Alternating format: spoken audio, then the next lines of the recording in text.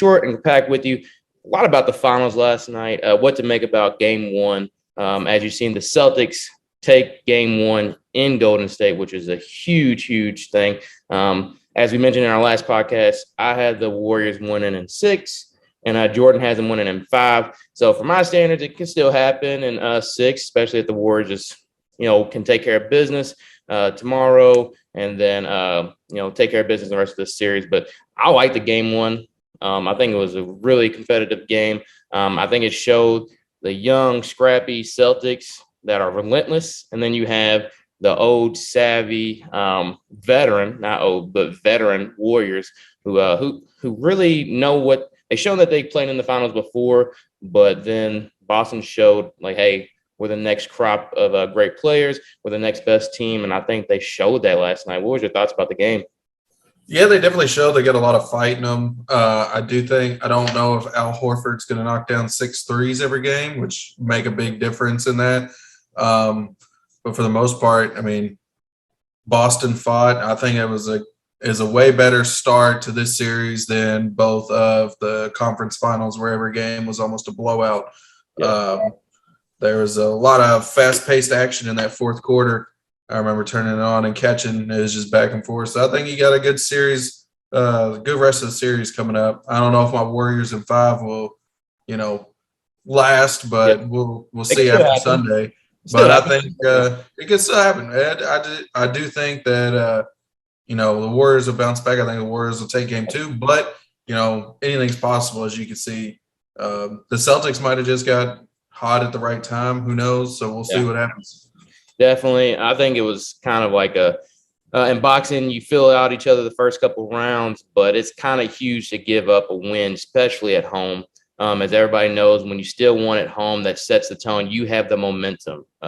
Boston has the momentum right now because they stole game 1 and they stole it at the Warriors' place. So I think that's huge. It does set a different dynamic to the rest of the series. But of course, it's the finals. We wanted this. We didn't want to see the Warriors blow them out. And we didn't want to see the Celtics blow them out. What we seen last night was perfect. It was what I want to continue to see for the rest of this series. I think it will make it probably one of the best finals in a while. But, I mean, Steph Curry did all he could do. His first couple of appearances in the finals, he kind of did what he did in the fourth quarter. He kind of shined 1 through 3, quarters 1 through 3. And then in the fourth quarter, he kind of like went away.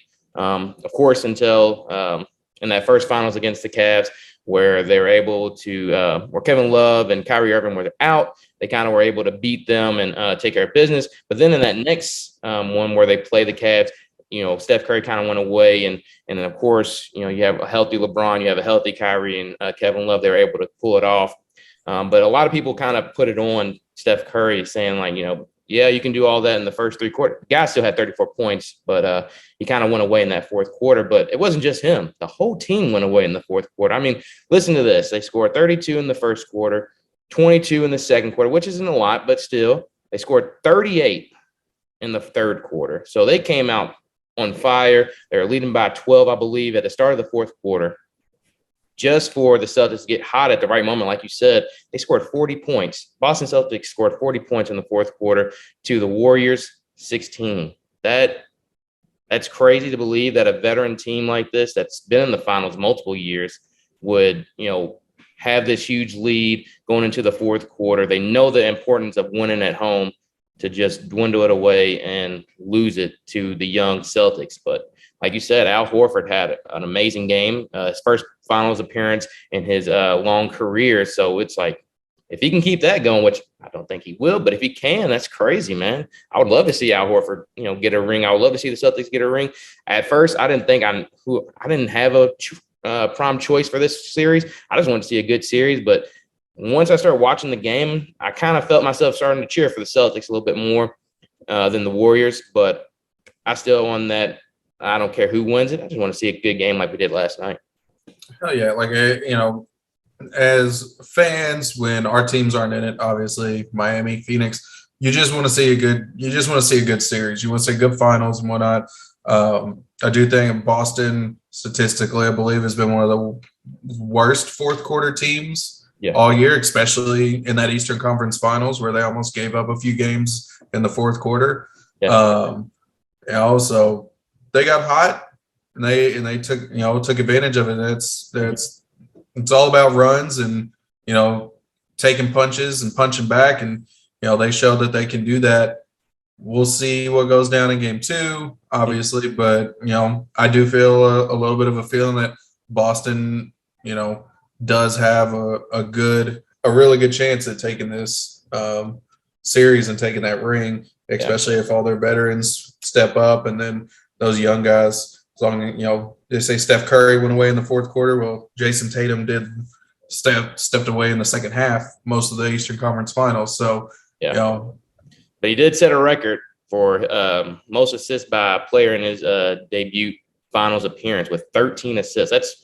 He's a playmaker still without scoring points. He's still that star. He's still that playmaker. He still will draw that double team. When Kevin Looney's in the game and Draymond Green's in the game and he attacks the rim, they're going to try to come over and be that shot blocker like they always are. And what it do? It left Al Horford open for a 3, Marcus Smart for 3s. It left even White. White was a big key factor in this game. Let me pull up his stats here, but he did his job in this game.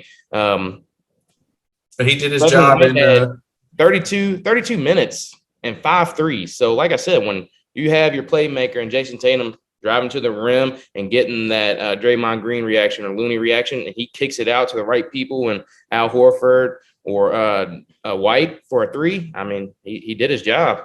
Yeah, and the Celtics have great ball spacing as well. And when you've got Horford now, game 1 set the tone. Everyone knows he's going to step out, and if he takes 6, he might make, if he takes 10 threes, he might make 6 of them now.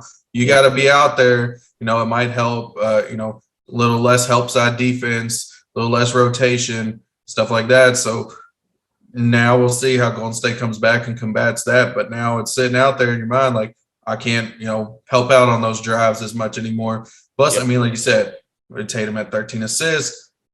He can see the floor really well, pass really well. They have great ball movement, spacing on the floor.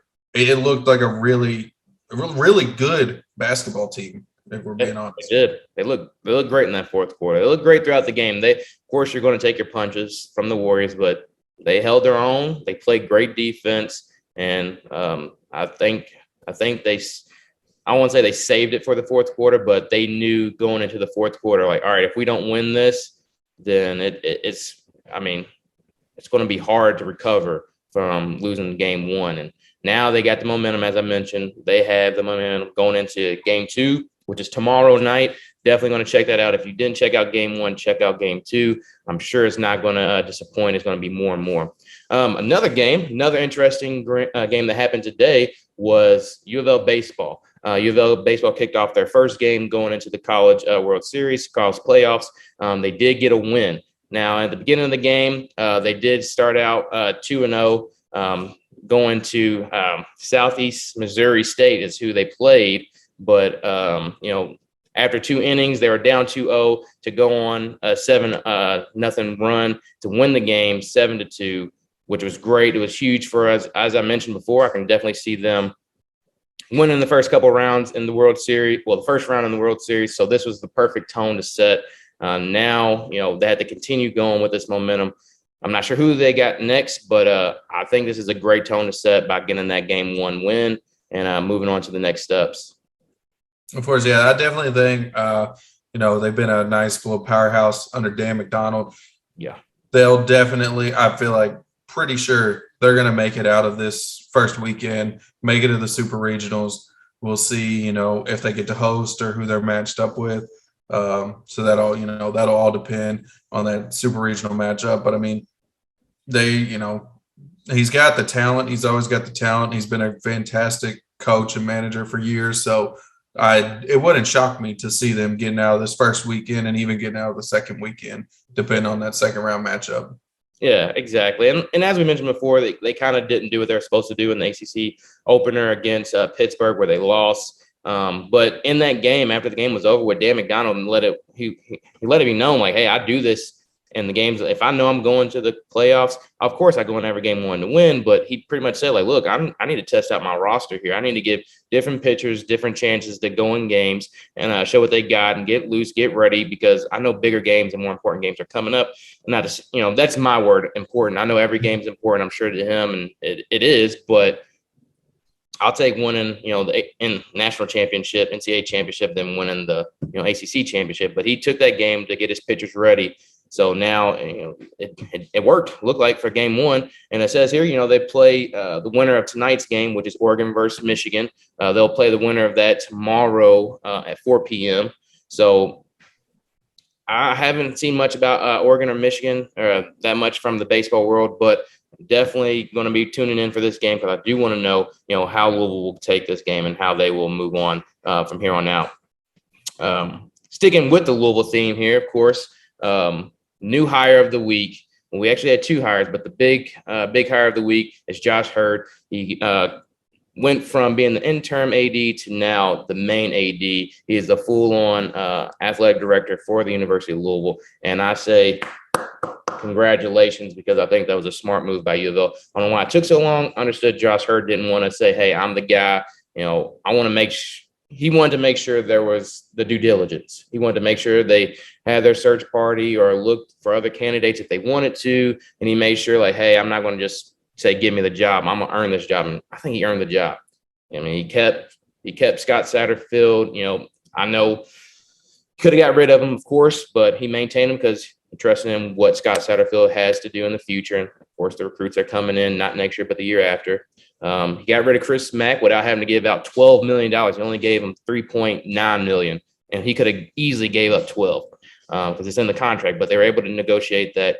Kept Jeff Walls, which again is one of the greatest women's basketball coaches in the nation, kept him. And now he has another task of keeping Dan McDonald. What's your thoughts on that? I know you're a UK fan, but that's definitely huge for the University of Louisville and the Commonwealth of Kentucky for sure.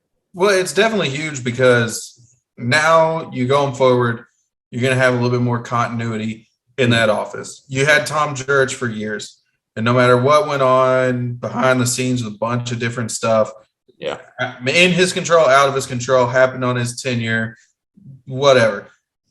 He was a good AD. Tom Jurich was a good AD, raised a lot of money. I remember the only sporting event and that you had to pay money for at UofL was women's basketball, and football. Every other event, unless it was they were playing Kentucky, was free.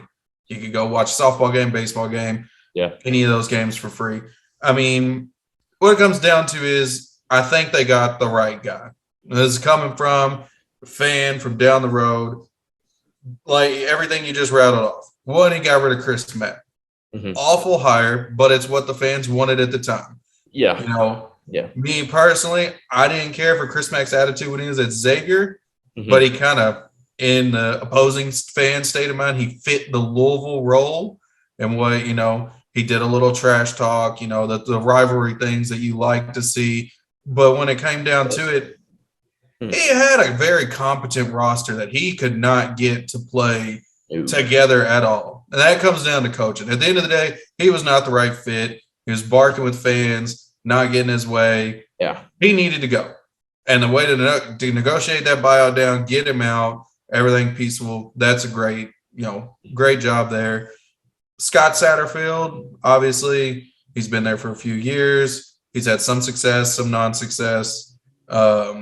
I think he's a little soft around the edges. He doesn't really like the L's down, but we're going to keep doing that for as long as I don't either. But I've been a fan of Louisville for a long time.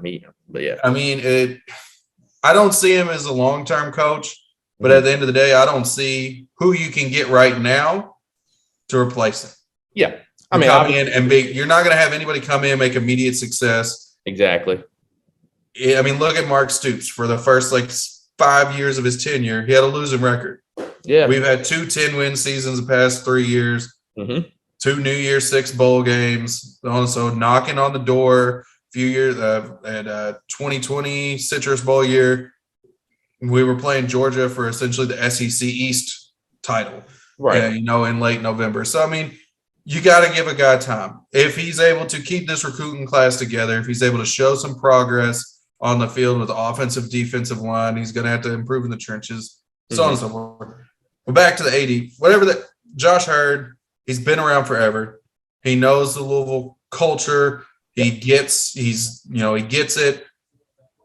I think, is like go back to continuity. He's got good continuity, keeping everything together. He's already listed off amazing accomplishments. Now that he's in that full-time role, I think he's going to be able to fundraise. He's going to be able to get everything, rolling, get some money being brought back in, repair some relationships with, alumni, boosters, everything like that.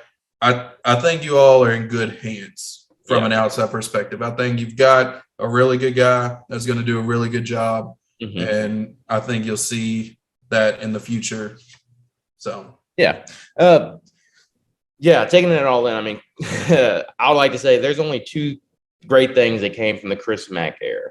I mean, he did accomplish a lot. We did have, hype around our program. Finally, we were number one in the nation at, a little bit, but that year, 2020, COVID happened. So we didn't really get to see if that would have translated into national championship. Can you imagine what that year would have been like for you all? What that year would have been like for Kentucky, because Kentucky was peaking at the right time going to that tournament, and looking at Quickly and Hagens and Maxey, how they were playing and gelling together. I mean, it could have been another 2012 Final Four matchup the way that those two teams were going. Yeah, I would love to see that matchup. But of course it didn't happen. COVID happened. But nevertheless, like I was saying, the two things that I appreciate from Chris Mack's era is, one, I have to appreciate the Ville doing, kind of like how you all have Big Blue Madness.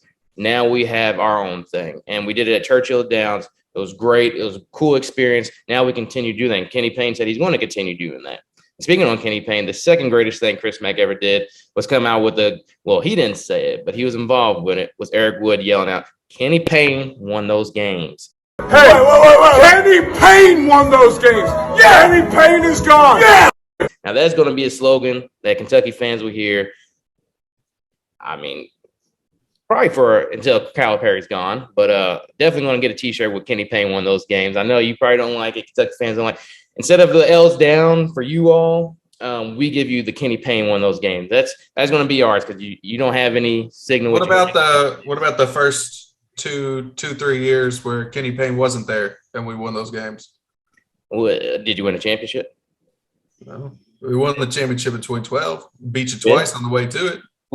You did with Kenny Payne. Thankfully. But I think Josh Hurd. When you get beat down for that long, there's I mean, look, I can't gloat about much other than that. That's all you have us in football. You have us in basketball. Can you gloat about it now, even after you chickened out last year? About what? And you chickened out of the game last year. Oh, we already talked about Chris Mack. We can keep talking about Chris Mack. It's just a whole new era. This is Kenny Payne. This is the Payne era. Okay, it's the Payne era. We'll see how it goes. I don't. Being a Louisville fan, not to get too excited, but being a sports fan, you get excited no matter what. You can have losing season years and years, as you know, as a Kentucky fan with football. You can lose years and years in a row, but you still have excitement for it. So that's where I'm at with it. I still have excitement for this year. I don't want to get too hyped up and worked up that football is going to do great or basketball is going to do anything outstanding, because we don't have anybody coming in, this year other than Kamari Lands and Devin Reed. So it's like, But if you look at the net, Kenny Payne. Look at what Kenny Payne did with the power forwards and centers at Kentucky, and look at your centers and power forwards that you've got. Yeah, Huntley Hatfield, Curry just come to mind. Yeah, a summer of workouts under Kenny Payne. I mean, they're going to be light years better than they already were. Yeah, I mean, you're in good hands with that one too. Like I said, everything at the University of Louisville is looking up. It is. My eyes, from an outside perspective, it would be nice for you to have an upward, motion in your athletic department with none of the drama. Yeah, you've had a lot of drama. We still have the IRP on our backs or whatever. They still want to make a decision. If you had a decision to make, you would have made it already, dude. It's been 5 years. Like, you can't punish kids that were eighth graders. Yeah. Some of them were eighth graders when this stuff came out. You cannot punish these kids, especially after name, image, and likeness has come out. You can't be punishing these kids. Legal. It's legal. Like, sheesh. It's ridiculous. The NCAA is. They just want their money. They just want to make it look like they're still in charge or they're in power. But man, yeah, I don't even want to go into it. But the NCAA just look, you just bite the bullet. You should have did what you're supposed to do after you got all the facts about what happened. We already got rid of our coach. We already got rid of our AD. Our president's gone. Every kid that was on that team is gone. You already took away our win. You already took away our Final Four. You took away our championship. You can take all that away. We already self-banned ourselves. Like, dude, go on. We already did enough. We already got enough criticism. We already got scrutinized for everything we've done. So, like, we sacrificed enough. Like, it's time to move on. It's the pain era. And if you're going to try to come mess with us, then you're going to feel the pain. All right. So I think it's time to move on for sure. The worst thing about all of that is you all cooperated. Yeah. And look at where you're at. And then look at Kansas. Yeah. Not cooperating. Championship. And they are so far away from being punished. Mm-hmm. Kansas, Arizona, it's unreal. And you all cooperate. It just goes to show you, just keep your mouth shut. Don't say anything. Yep. Let your lawyer do all the talking. Mm-hmm. So that's the legal world for you. Yeah, I mean, like, seriously, you don't cooperate. Look where you're at. Mm-hmm. I mean, you've had so many years of trying to get over the hump, and you can't get guys because they think, oh, I'm not going to be able to play in this, and I'm not going to get X amount of views and stuff like that. I think NIL helped us out, though. NIL helped us out because a kid beforehand was like, man, I want to go to the national championship. I'm going to a school for a year. I want to get exposed. I want to, win that. But now it's like, shoot, Louisville is an NBA market. I mean, they could hold an NBA team here. There's a lot of money sitting right there in Louisville, Kentucky. Let me just go ahead and go here for a year. There's no other sports team. Now you've got the men's and MLS and NWSL. There's no pro sports team. Nothing. If any athlete is getting those endorsements, it's gonna be from the university. Yes. So I mean, there's NIL opportunities to be had up in the city of Louisville, which I definitely think will help you with recruiting down the road. Yeah. I do think the state of Kentucky itself needs to get some better guidance and laws regarding NIL and whatnot. And then the NCAA's got to get off their ass, because I know Louisville's not going to dance around the lines and flirt with anything that could get them in more trouble. Because I know Kentucky's been doing the same thing where they're not doing these guaranteed deals because they're not going to get blowback a year from now and whatnot. So we'll see what happens. But everything that's going on in the Ville right now is looking pretty good. It is. Speaking on what's looking good, I mean, NIL again is showing its work. We got a huge commitment over this week. It's the rated number 9 recruit that we've ever gotten. Like, overall in our history of Louisville football, we just got the commit from the number 9 player, and that was Devin Moore, 4-star receiver out of Texas. And I mean, for him to get out of there and to come to choose Louisville, he's not out of Texas, he's out of California. For him to choose us over, USC, UCLA, and all those schools that were coming after him is huge. I think it just shows, one, we made the right decision by keeping Scott, because Scott did the right decision by recruiting the quarterback who's doing the recruiting for him, and Pierce Clarkson. Pierce Clarkson is probably the best recruiter we have with us. I think I want him to see him keep going, because now we're going after the number 1 running back in the nation. And he's coming to visit us, I believe, in a couple of weeks. It's a huge recruiting week for us. And I think having him there, we have other, 5-star, 4-star players that are coming in. A couple of linemen are coming in. And no, do I think we're going to get all those players? No, but does it create hype around us and making other players look at Louisville? It's like, what's going on at Louisville? Why is everybody going over there? Yeah, it's going to expose us to a lot more people. We may not get the number 1 running back in Owens. We may not get, a great 5-star tackle, but we're going to get a lot of 3-stars looking at us, 4-stars looking at us that weren't looking at us before, and it's going to produce a lot more. Now they see Pierce Clarkson, who's a elite 11 quarterback, coming here. Other receivers are going to see, oh, well, they just got Devin Moore, who's going to be there. He's a great receiver. Well, shoot, let me go tag along with him, and we'd be a dynamic duo with a great quarterback. A running back's going to think, well, shoot, I might as well go get my runs in because we have offensive linemen right now. They're going to be in the NFL. Let me go run behind them. Let me go be the protector for my QB and Pierce Clarkson. So much hype. Again, I don't want to get too excited because it happens. You get so excited and then you get let down. Not as big of a letdown as 2018 against Alabama, but I mean, it's going to be a letdown. So I think there's a lot of hype around us. I won't get too excited because I know it's not this year. It's 2023. But Louisville fans, we have a lot to cheer about. We have a lot to be excited about. And Kentucky does as well. Of course, y'all just had a new hire on your coaching staff, right? Yeah, Cal Perry filled the role that Jai Lucas left with KT Turner. I believe he was he's Texas or Oklahoma. I know he's been at both. I think he was at Oklahoma this past year under Porter Moser. And then I know he's with Larry Brown at SMU. Both of them raved about his abilities and whatnot as a coach. And I think we've got a good, solid, roster of coaches now that are going to be that I don't think are going to go anywhere, if that makes any sense. I think everyone's got their head coaching experience out there. KT in a few years might end up wanting to go down that road. But all in all, kids love him. He recruits Texas like crazy, which is where Cal Perry wants to stay, is in that little, Midwest, South Midwest region. So, I mean, I think it's a good hire. He took his time, made the right one that he felt like he needed to.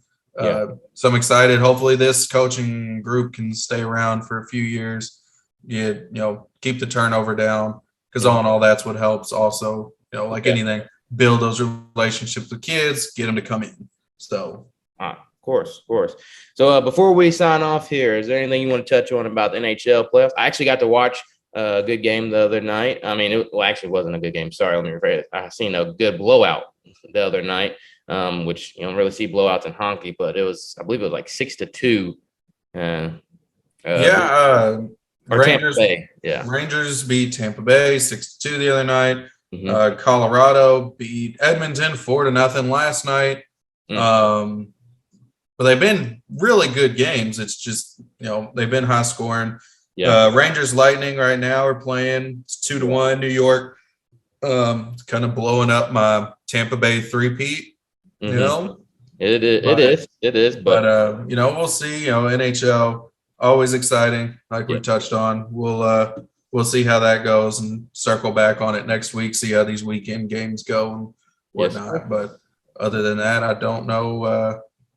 I don't have too much other to touch on this week. Yeah. So.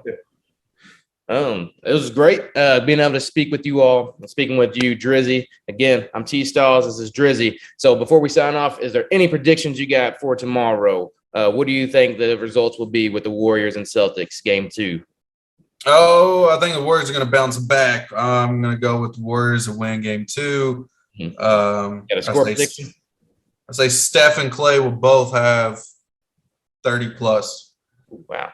So we'll see. I think it'll be 10-point victory for Golden State, at least. We'll see.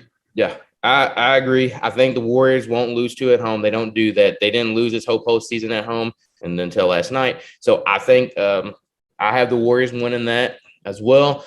I see Klay Thompson going for 30 plus, and I see Steph Curry still being Steph Curry around 26, 27 points. Of course, his mini threes, but I definitely see them bouncing back. But I think the key factor would be Poole. Poole's going to have to play a great game. So Poole's going to come out there and he's going to have 25 plus. So the 3 right there are going to combine for at least, I say they'll have at least 55 plus points all combined. And then Jason Tatum will probably ball out like he didn't do last night, but he's going to bounce back tomorrow, have a great game, but it's not going to be enough. I do see Boston winning. I'll give it a score of, I'll say 115, 104 Warriors. Yeah. I'll go 123, 113. All right, nice. So after you check this out, you all watch the game tomorrow, and we'll reach back out to you next week, see how our scores happen, see how our predictions happen next week. And then, of course, any updates that are UofL, any updates that are UFK. Thank you for tuning in. Again, this is T&J Sports Podcast signing out. TStalls. Drizzy, see y'all later.